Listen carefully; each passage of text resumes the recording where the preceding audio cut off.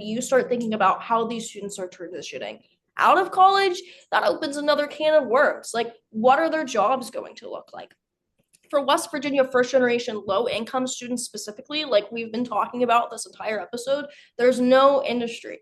What happens when there's no industry? People aren't going to stay. Like, there's some programs within the state that are offering remote workers like these fellowships or whatever, or money to move to West Virginia, work remotely, join these communities, and that's great and that's good, but that's not available to West Virginia native people. Often we have to Mm, leave our own state to then go and be successful, whatever successful means, whether that's simply climbing the ladder or making a shit ton of money doing whatever.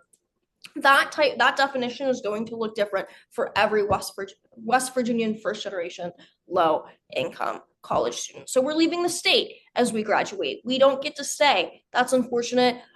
Student loan rates too. I haven't looked exactly at the numbers because, like I said, still need to edit some parts of the dissertation.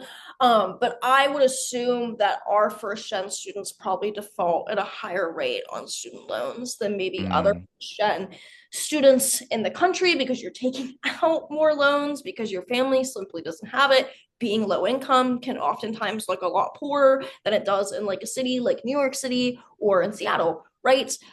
Those are kind of some issues and some barriers, like being a first generation student too, working during college, whether you're transitioning into the institution or out of, you're working in a food service job, right? Are you just going to remain in that food service job, or are you going to get a job in the industry that your degree is in? There's all of these mm. different things that kind of exist within this social identity that I find to be really fascinating.